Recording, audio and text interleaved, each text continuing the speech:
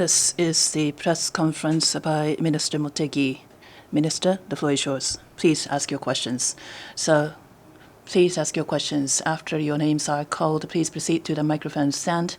State your name and affiliation before you ask your questions. So, anyone with questions, please.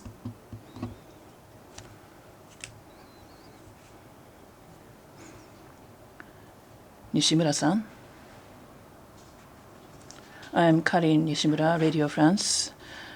Junpei Yasuda, a freelance journalist, is a question I have. More than 3 years, he was held as a hostage in Syria for more than 3 years. He has been released, and it's been almost 2 years since his return to Japan. But he is not allowed to act as a journalist freely because the Japan, has not issued a passport to Junpei Yasuda. What about the reasons for not issuing passport to Mr. Yasuda, and under what conditions are you really prepared to issue passports to him? In January this year, on the 9th of that month, Junpei Yamamoto, formerly named Yasuda Junpei, he filed a lawsuit seeking the revocation of denial of passport issuance and seeking the issuance of regular passport. This case is pending still. Therefore, the Foreign Ministry like to refrain from making a comments on this. Next, Oyabu-san. Yomiuri, Oyabu is my name. In Hong Kong, Japanese national was detained temporarily. I have a question on that. After that, the reason for the arrest or detention, have you confirmed any facts relating to this case? The authorities in Hong Kong had notified the Japanese Consulate General in Hong Kong that one Japanese national was detained on the 31st of August before being released on bail the following day on the 1st of September. Our Consulate General made inquiries to the authorities in Hong Kong to identify the individual and found that the individual doesn't have a Japanese nationality. The individual is from Hong Kong. That is our understanding. However, as far as Japan is concerned, we have serious concerns over the recent developments in Hong Kong, and protection of our Japanese nationals will be a part of our continuously closely monitoring the situation in Hong Kong. Next question, please. Watanabe-san of NHK. Watanabe, NHK, Japan, Russia. The other day, on the 31st of August, Prime Minister Abe and President Putin had a telephone talk. And based on the leaders' agreement, they affirmed that negotiations to conclude a peace treaty should proceed. And there will be a transition period before the start of the new administration. But at the moment, Northern Territories and peace treaty negotiations, how would you approach these issues? Another point. You have been serving as the Minister of Foreign Affairs, and Ministers of Foreign Affairs have negotiated under the leadership of both President and Prime Minister. And Molgrove and Deputy Minister have conducted negotiations. And although we will be in a transition period, how will this team be continued? The Prime Minister Abe had 7 years and 8 months of tenure. In total, he made 81 overseas trips, so he was actively engaged in diplomacy from panoramic perspective. He has established a good relationship with President Trump and President Putin of Russia. He achieved a very favorable relationship with them. With President Putin, in total, 27 meetings at the leaders' level were held. So regarding Japan-Russia relationship, two leaders agreed that based on the Japan-Soviet joint declaration, peace treaty negotiation will be accelerated. So they set out broad direction for the negotiation. At the same time, between the two countries, the cooperation in economic area is advancing. On Monday, this week, he had a telephone meeting with President Putin and President Trump as well. With President Putin, including the agreement between the two leaders, they confirmed that the two countries will continue peace treaty negotiation. Therefore, we are going to advance various efforts, including peace treaty negotiation going forward. Now, when it comes to diplomacy, when we conduct various negotiations, the broader direction will be set out at the leaders level, and then at the ministerial level, more concrete negotiation is to follow. And also, in more detail setting, the officials in charge at parliamentary vice minister level often comes in charge in such matters. This is only natural. So division of responsibility like this has been functioning well in the negotiation between Japan and Russia.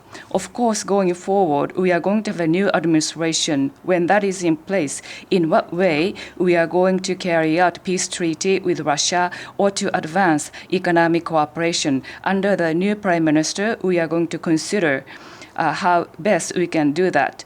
We have, of course, built up existing relationship, and based on which we are going to carry out further examination. Next question. Weekly Friday, Uematsu is my name. On the 28th last week, you had a press conference, and there has been reports regarding the Japan Times journalists' question. I have two questions. One is related to the substance. I look at the video and also minutes. And to the Ms. Osumi of Japan Times, you did not respond to the question directly. So let me ask.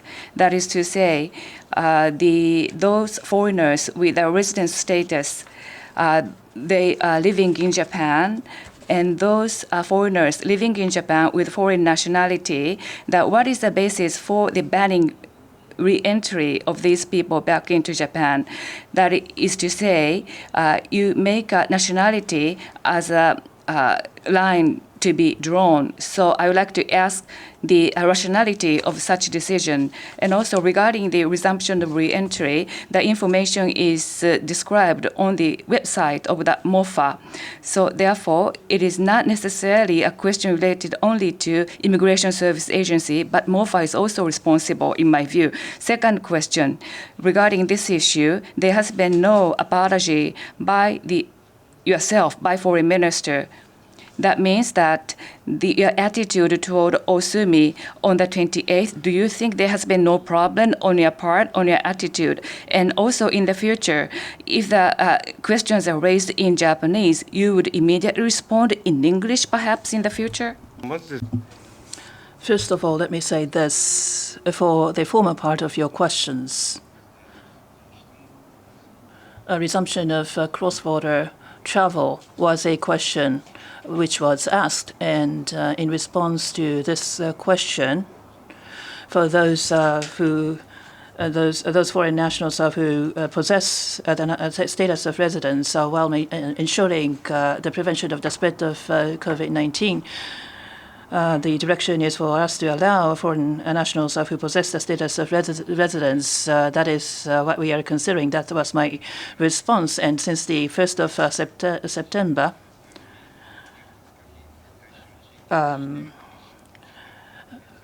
those foreign nationals who possess the status of residence and those who left Japan after their destinations were designated as entry ban countries and regionals, we are now allowing since the 1st of September, and all those foreign nationals who possess the status of residence are now able to re-enter Japan.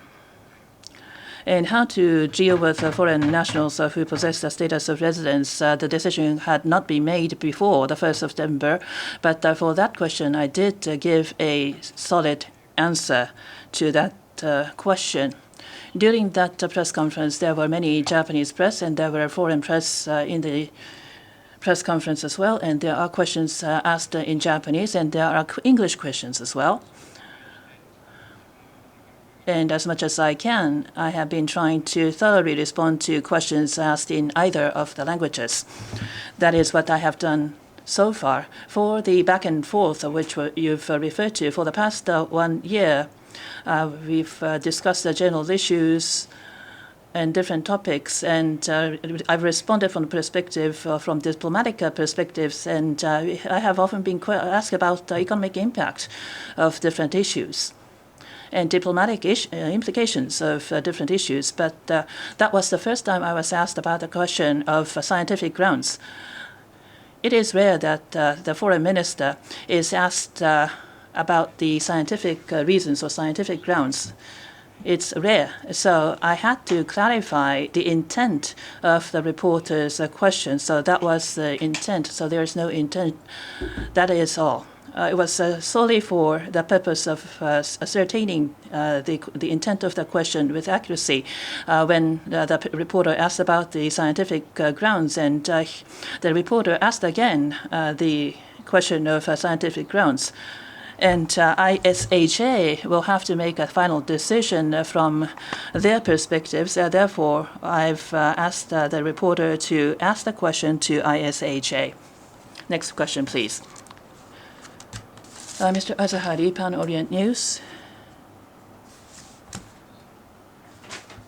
Pan Orient News, Azahari. In light of the change of administration in Japan expected soon after the resignation of Prime Minister Abe, who conducted a very active diplomacy, as you said already, although no result was achieved on the Russian and North Korean fronts.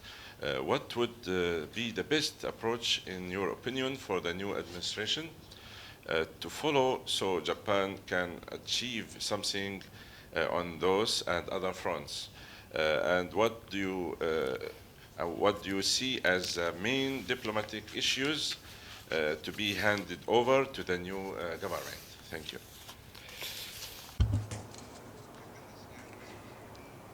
I have already responded to some extent in earlier question with regard to Russia, particularly Prime Minister Abe. For the past 7 years and 8 months, he made overseas trips more than 81 times. So he was actively engaged in diplomacy from panoramic perspective. And he had established a very good relationship with other leaders, and he achieved a considerable results. President Trump and President Putin, UN Secretary General Guterres, and many others. From many leaders, they requested to talk with Prime Minister Abe. So day in and day out, there has been a telephone conversation with them for the past few days, and also more than 50 countries and regions leaders have issued a statement commending Prime Minister Abe's achievements. I think that is a testimony to a high evaluation given by the international community to Mr. Abe's diplomacy.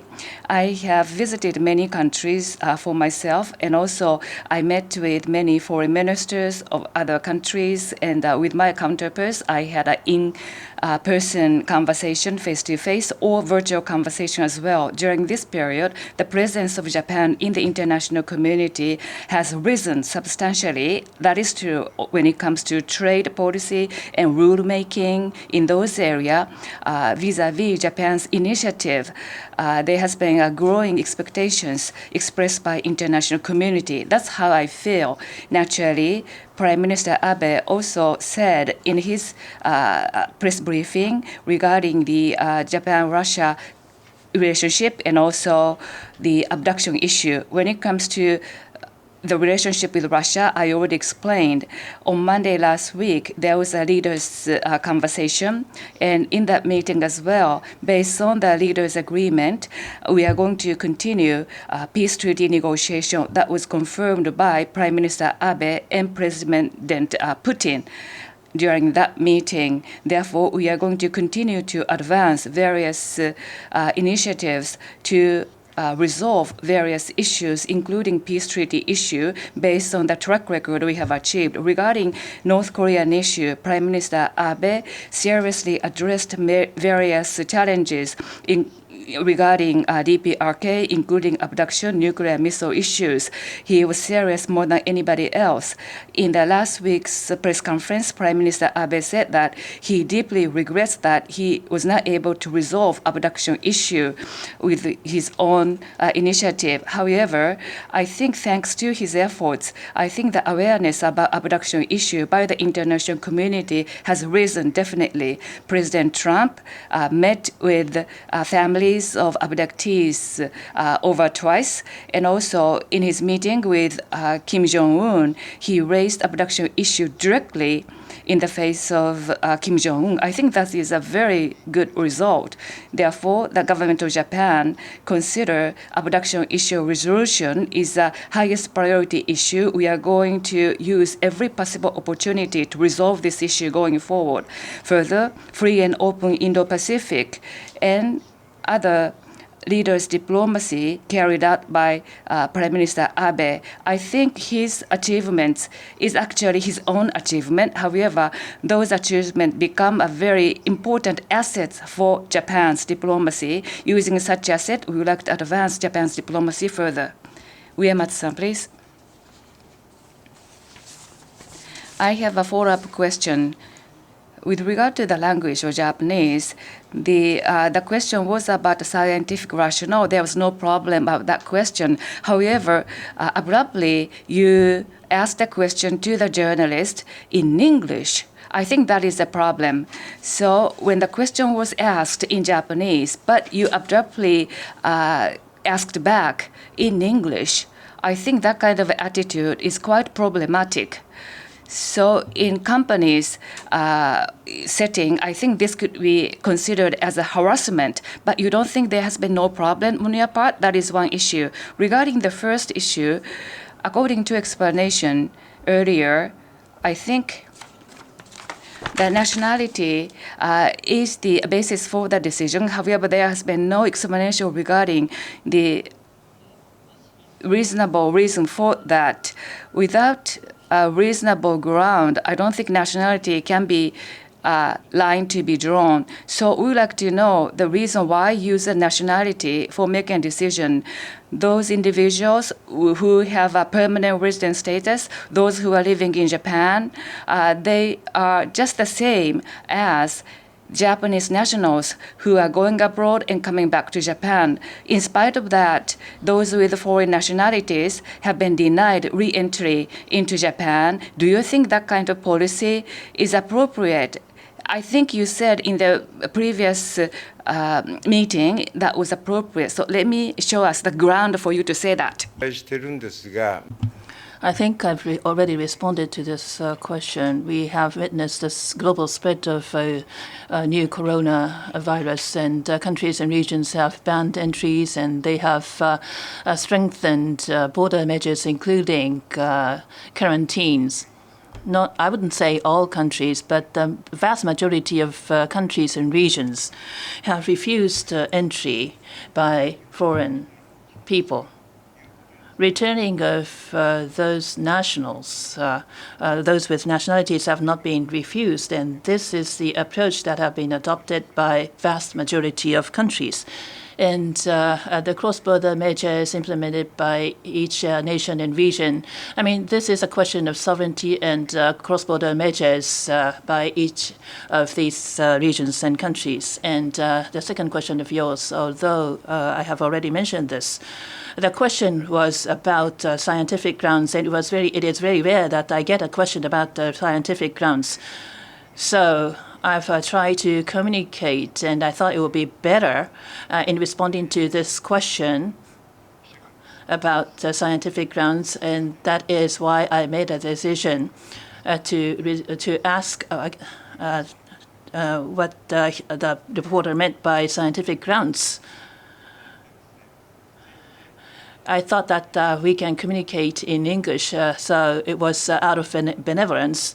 And also in Japanese, I also asked in Japanese what the reporter meant by scientific grounds.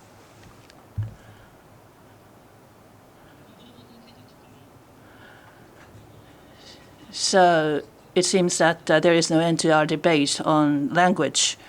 But with regards to the content, according to your explanation just now, those with foreign nationals and foreign nationals who possess the status of residence, it's not the foreign travelers visiting Japan.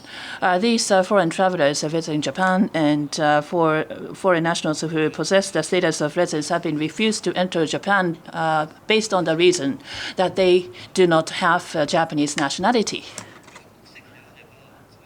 If the person possesses a foreign nationality, those travelers visiting Japan and foreign nationals who possess the status of residence, no distinction made between the two. Is it reasonable to make that distinction? As I said earlier already, regarding border control measures, in doing so, I think there are various ways of thinking. We have to contain the spread of infection domestically. From that perspective, even in the countries with a little infection occurrence some of them are taking tougher measures compared to Japan. I don't want to raise any names of such countries, but basically, whether or not they are our own nationals or not nationals, I think that is the basic decision-making point for many countries. So compared to other countries, Japan is nothing particular. Japan is not unique or special in this regard. No more question? IWJ Naya is my name. Earlier, on the second, former Prime Minister of Russia, Medvedev, during the political event, said about the constitutional amendment, there is no territorial cession, there is no return of four northern islands to Japan. What is your view on this? Outside Japan, different persons make different comments from different positions. As was the case with my previous press conferences, I would not comment on each and every one of the comments made. This has always been the case during my press conferences in the past. Having said that, President Putin and Prime Minister Abe on Monday had a telephone talk, and the two leaders agreed that based on their agreement, our negotiations on peace treaty should continue. Based on this confirmation and based on this consensus between the two leaders, we will work diligently to proceed with our negotiations to conclude peace treaty with Russia. With that, I would like to conclude the press conference. Thank you very much for your attendance.